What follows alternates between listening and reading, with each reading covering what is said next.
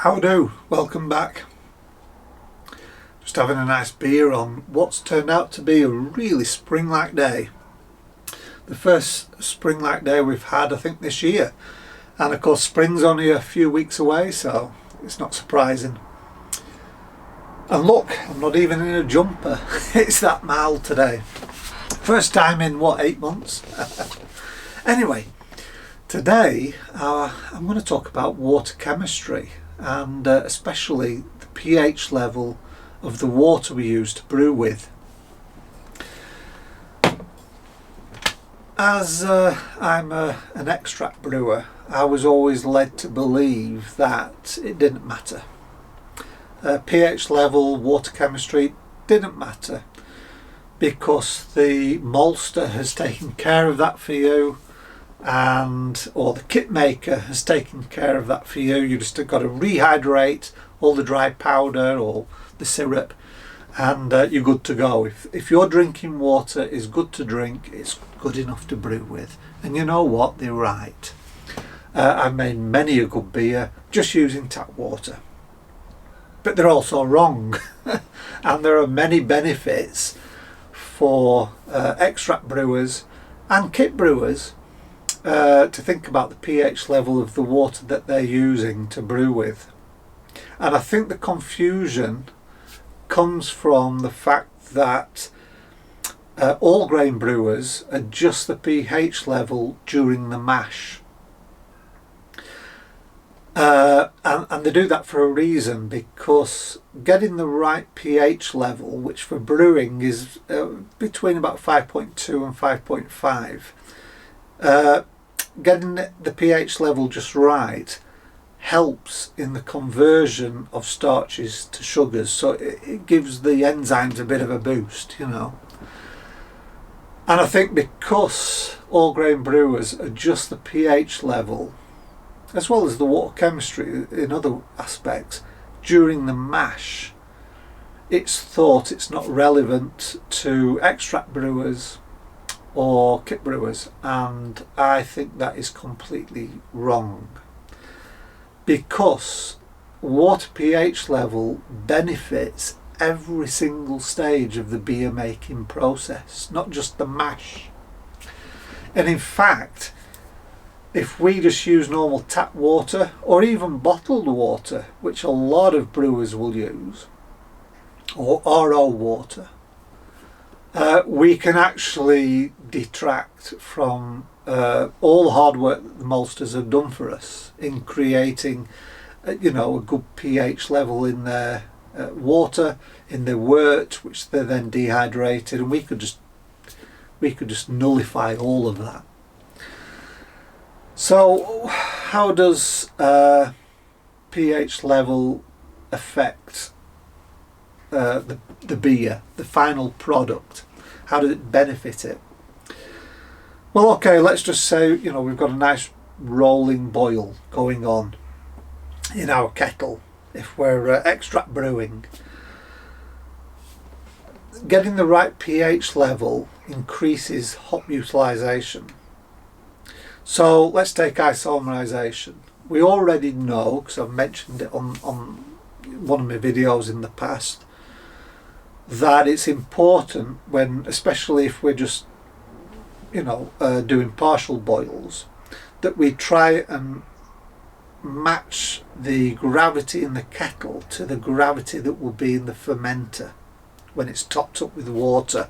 Hence we only use half of the malt during the boil, and that's because if you have too high of a gravity during the boil, you'll have less isomerization, and hence it will be a less bitter beer. Guess what? If you have too high a pH level, the wort, you have less isomerization during less bitter beer. So it's just the same. Higher gravity, lower isomerization, higher pH, lower isomerization. So that's one aspect where it's important to make sure that your pH is correct during the boil. Also, Having the correct pH during the boil will also aid in extracting more flavour from the hops and also more aroma.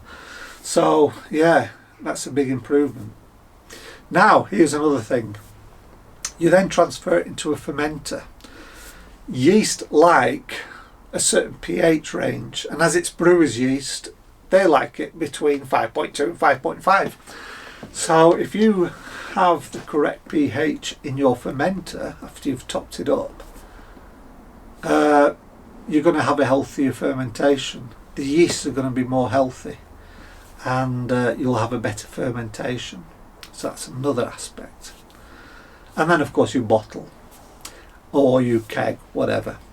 Now, what a good pH level also does is it enhances what's called protein precipitation.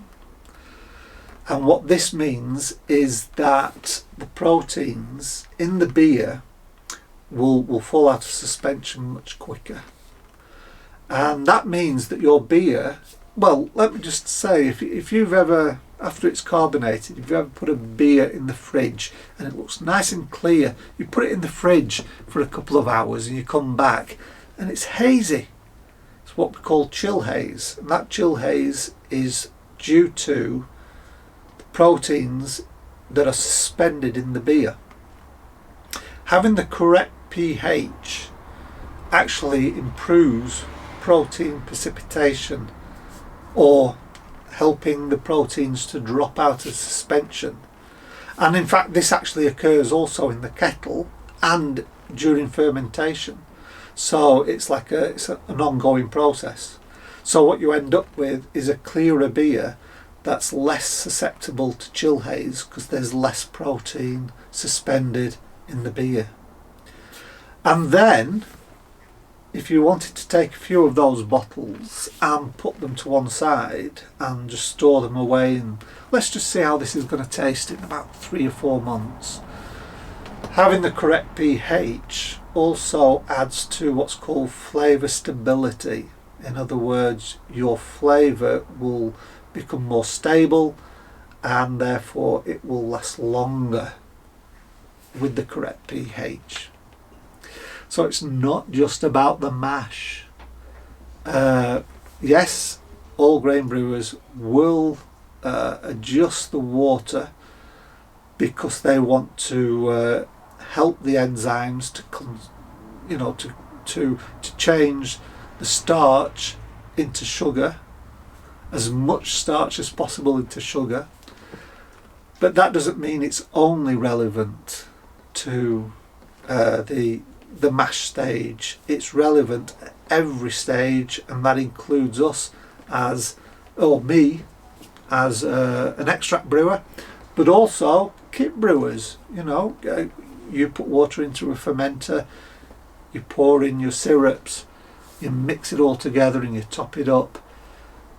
Make sure that your pH of the water is right to get the best from that kit. And I often wonder if this has got something to do with the homebrew tang that people talk about, because they're just using tap water and they're just pouring it in, whereas the actual maker of the kit was expecting water with a pH of 5.2 to 5.5.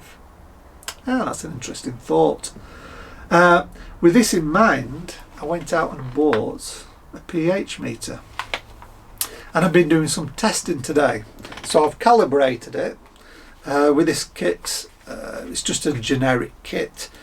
They come under several different brand names, the Chinese, and you get 2 sachets that you mix with distilled water. I've got myself some distilled water, and one of the sachets makes the water about 6 or 7 pH, and the other sachet makes the water about 4 pH, and you have them in 2 jugs. I've got them here actually, I was using these, and basically calibrate the pH meter with those 2 jugs, one at about 6 or 7 and one about 4, and then once it's calibrated, you can test your own tap water, and I found that my tap water was 6.7 pH, so it's still soft, still a soft water, but it's a long way off the 5.2 to 5.5 that is generally regarded as optimal for brewing. So that means I'm going to have some gypsum to my tap water. Now I'm brewing on Sunday, so what I'm actually going to do is just get my tap water, fill the kettle to about 10 litres as I normally do, and then bring it up to, you know, about 80 degrees, add my dry malt, mix it around. I'm then going to take probably something like this. I'll just take a sample and I'll let that cool, and it's only going to be a little bit, so it's not going to take long to cool. In fact, I might put it in a jug like that with cold water just to let it cool quicker. And when this is below 20 degrees, because that's what this is calibrated to, I'll take a pH reading, and I think that pH will be too high. And what I can then do is add some gypsum. Maybe for 10 litres I'll add like half a teaspoon, and then I can repeat the process, and I can take a pH reading, and then when it comes below 5.5, preferably between 5 and 5.5, I can then bring that to the boil, and I can get the most out of my hops.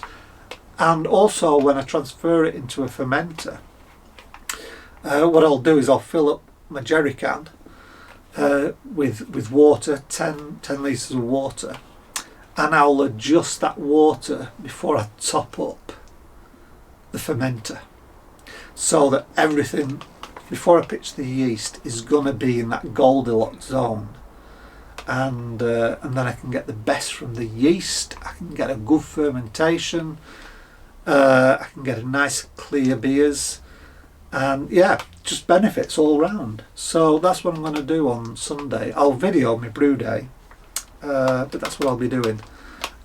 So yeah, I just thought this is really interesting. Even though, you know, we're told as extract brewers or kit brewers, it doesn't matter. It doesn't matter about pH. The maltster's done it all for you. Well, the maltster's done it, but then, you know, if we're just going to whack in a load of water that's 6.7, or I mean, if you're in the hard water area, it could be 7 or 8 pH. On top of it, you've just wrecked it. It's, you know, so no, it's just rubbish. So this is what I'm going to do, and yeah, I think it's really interesting. So it is important for even for extract brewers and kit brewers to think about the pH of the water that they're using, so that we can get the best from all the ingredients. And as extract brewers, it's even important, I've been reading, when we're steeping grains, to get the best steep, you've got to adjust your pH. Normally, you know, you just chuck them in a bag and put it in some tap water in my little tea urn. And no, if you want to get the most efficient steep, get all the flavour and the colour out of those specialty grains, you've got to adjust your pH. So there you go. Every single step of the beer making process is affected by the pH of the water. It's not just about the mash. I'm going to enjoy this. Hope you have a good day, and I'll see you in the next video. Bye bye for now.